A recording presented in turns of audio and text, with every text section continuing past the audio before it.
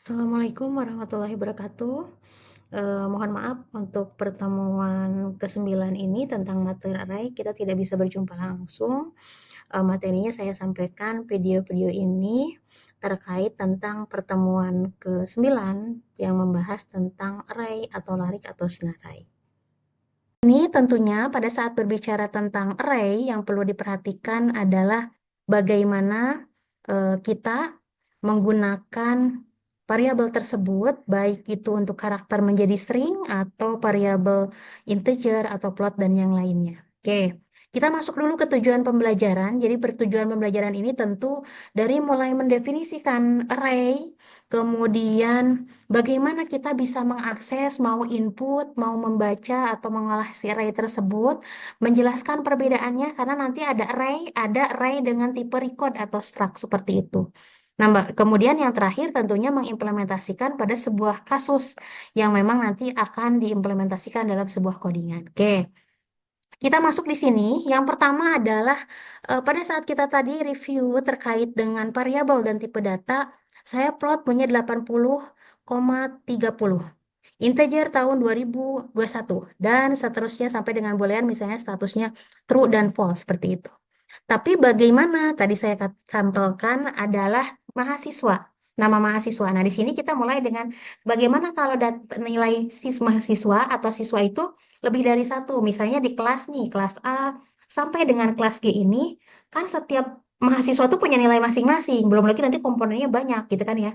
Nah, maka ini kita bisa buat dalam satu variabel nilai siswa satu, nilai siswa kedua, ketiga gitu ya. Nah, itu menggunakan array seperti itu. Apa tipe datanya bisa sama. Jadi nilai tipe datanya integer kalau ada koma seperti ini float atau double, tapi dengan tipe data yang sama seperti itu. Jadi cukup satu variabel. Nah, untuk ilustrasinya seperti apa? Kita lihat. Saya membuat struktur data yang digunakan untuk menyimpan sekumpulan data dalam satu tempat gitu ya. Dan kotak ini.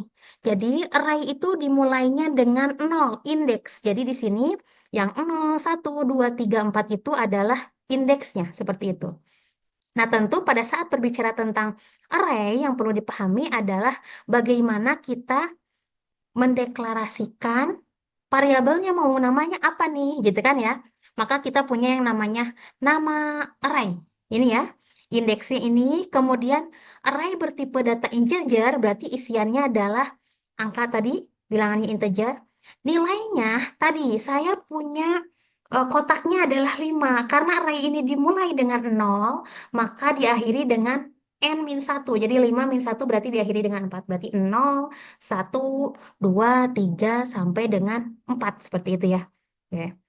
Nah, kemudian yang selanjutnya adalah pada saat kita menggunakan array ini, tentu kita punya bentuk umum tadi, gitu ya.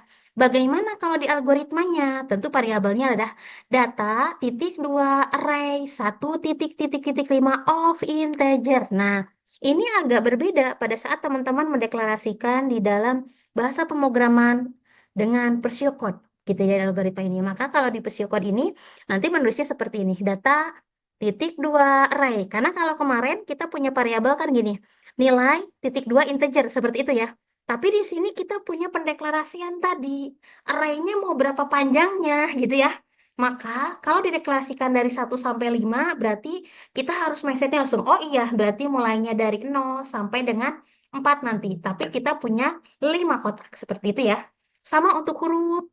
Karena nanti kan biasanya array nama nih gitu ya. Teman-teman mau mendeklarasikan nama berarti nama yang terpanjang itu berapa gitu kan ya. Frekuensi. Nah, kita bisa tuliskan kalau kutip berarti tadi gitu ya. A sampai dengan Z ini bisa kita masukkan. Kemudian, bagaimana kalau kita ketemu dengan indeksnya? Maka pada saat dibaca tadi, kita bisa saja mulai dari satu bisa gitu ya. Nah, nanti kita bisa satu, dua, tiga, empat, lima. Data ke satu adalah 9 gitu ya. Nah, tapi ingat indeks array dimulai dari 0, berarti nolnya tidak ditampilkan. Seperti itu ya. Oke, contohnya, maka kita lihat. Pada saat akan menampilkan array, berarti harus pakai looping. Maka di awal kita belajar looping. Kenapa? Karena pada saat menggunakan array ini kan tadi variabelnya sama tuh. Kita pengen ngulang kan dari indeks yang ke 0, kedua, dan seterusnya gitu ya. Tapi di sini Kita masuknya adalah kalau di pseudocode isiannya, isian ke-1, kedua, ketiga. Tapi teman-teman nanti kalau ngoding bacanya indeks gitu ya. Maka di sini for i indeks awal tuh indeks akhir do gitu ya. Proses nama array ke i gitu ya and for. Maka kalau kita deklarasikan dalam sebuah algoritma yang lengkap untuk baca array, maka kita terus. Misalnya saya variabelnya myTab array 1 titik-titik sampai 50, nah ini kurang 1 titiknya, of integer and i integer. Ini i-nya kecil ya. Oke.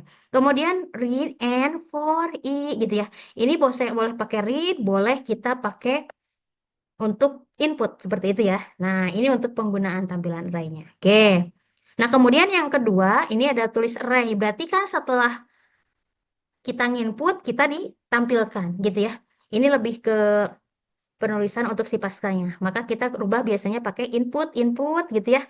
Ininya untuk output seperti itu. Oke. Ini juga sama gitu ya untuk menuliskan. Jadi ada beberapa contoh.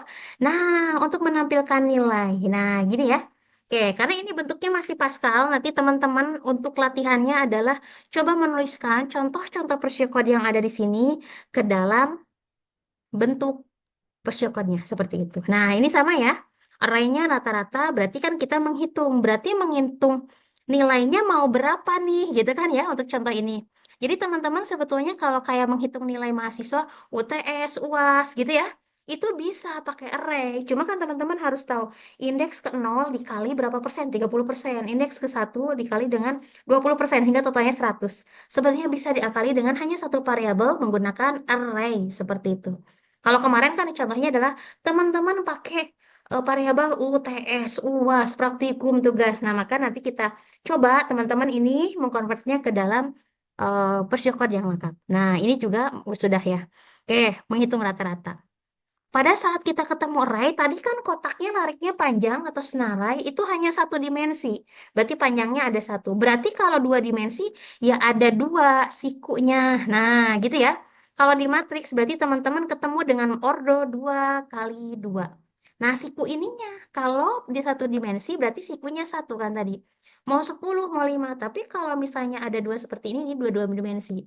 Berarti baris, ini ada berapa nih kolomnya? Oh, 2 juga, seperti itu. Maka ini untuk contohnya. Integer X, 3, 4. Ini kalau teman-teman ngoding pasti seperti ini. Baris untuk indeks pertama, yang kedua adalah kolom. Gitu ya. Maka teman-teman kalau diminta mengisi 0, 0 berarti isinya 2, 2. Gitu ya. Sekarang kalau kita tebak X, 1, 1. Berarti kan kita punya 5, 6. Seperti itu ya. X, 2, 0. Berarti 2 untuk baris, kemudian 0. Nah, gitu ya. Dan seterusnya. Jadi teman-teman bisa melihat, oh baris yang pertama, kita punya baris 1, baris 2, 3. 1, 2, 3, 4 kolom. Seperti itu ya. Oke. 3 dimensi berarti sikunya adalah 3. Seperti itu teman-teman ya. 3 dimensi, maka ada X, Y, Z gitu ya. Nah, kemudian kita bisa ilustrasikan nih. Kalau misalnya 3 dimensi berarti ada baris, kolom, dan ruangnya. Seperti ini ilustrasinya. Nah, maka kita punya X, Y, Z. Nah, sebentuknya terbuang ya ilustrasinya seperti ini. Oke, maka kita bisa isi tuh. Nah, untuk pengisiannya kalau di codingan teman-teman kan untuk melihat ada berapa dimensi berarti kita punya lingkup yang besar. 2 berarti kita punya, nah 1 ini ada 2 seperti itu ya. Ini untuk yang pertama. Kolomnya 3 berarti masing-masing punya 3. 1, 2, 3 gitu ya. Kemudian untuk yang ketiga dimensinya berarti punya 4. Berarti di sini ada 1, 2, 3, 4 gitu ya. Ini berarti ada 4. Nah, itu untuk ilustrasi 3 dimensi. Bagaimana kalau 4 dan n dimensi? Berarti ya tinggal ditambah si sikunya. Berarti kalau 4 dimensi sikunya ada 4. Seperti itu ya. Nah, ini untuk ilustrasi masukannya. Nah, multidimensi. Jadi teman-teman sekarang sering mendengar multi high dimensional. Nah, itu juga ukuran array-nya sebetulnya bisa tidak terbatas karena ada n, tapi mungkin jarang pada saat berbicara tentang studi kasus real. Tapi memang ada. Maka muncullah istilah array multidimensi seperti itu ya. Kemudian maka di sini tidak cukup dengan 3 dimensi. Nah, ini untuk contohnya bagaimana kalau kita ketemu dengan multidimensi berarti seperti ini. Ada indeksnya, kemudian nanti ada asosiasi array-nya. Jadi kalau saya punya key, kemudian punya value-nya ini, berarti masing-masing kayak mobil dia akan punya lagi asosiasi array-nya. Ada ID-nya, ada password, ada role, ada aktif, ada labelnya. Maka kita bisa lihat, kalau kendaraan berarti ada mobil, ada motor, dan seterusnya, gitu kan ya.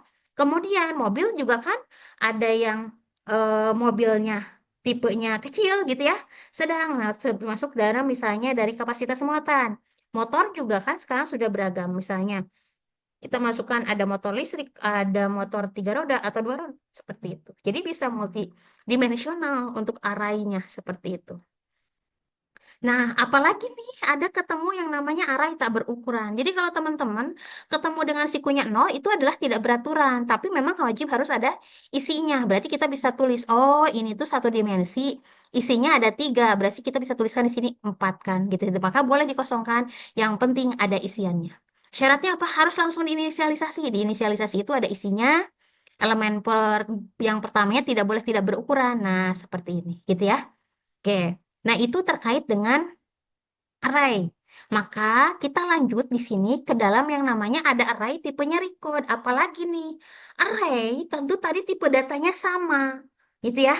Tapi kadangkala di dalamnya itu kita butuh satu array yang tipe datanya berbeda, yaitu kalau data mahasiswa pasti kan NPM, angka gitu ya. Nama string gitu ya, kode MK sering juga, nilai, karakter. Itu kan gabungan tipe data yang berbeda, maka ilustrasinya seperti ini. Bagaimana cara menuangkannya? Maka kita menggunakan array yang bertipenya record. Bahkan nanti kalau deklarasinya seperti ini kalau di codingan. Konstanta n maksimalnya mau berapa sih data yang kita inputkan? Type-nya apa? Mahasiswa. Recordnya apa? Nah, isiannya tipe datanya berbeda, tetapi disimpan dalam array yang sama.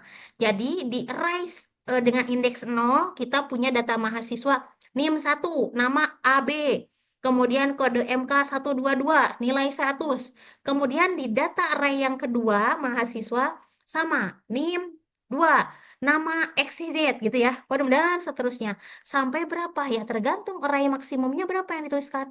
Oh, kalau di sini adalah 100. Maka kita bisa mengemas gitu ya. Mengemasnya dalam apa tadi?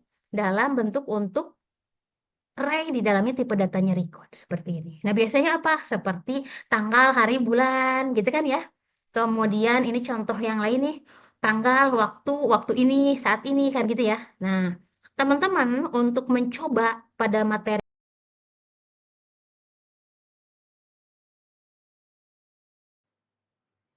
untuk mencoba latihan tersebut nanti untuk minggu depan, pertemuan berikutnya kita akan bahas di kelas untuk teman-teman bisa mengerjakan untuk satu soal satu orang sebagai perwakilan supaya nanti kita bisa bahas. Oke, mungkin itu saja untuk sesi saat ini. Mohon maaf tidak bisa tatap muka langsung, saya tutup. Assalamualaikum warahmatullahi wabarakatuh.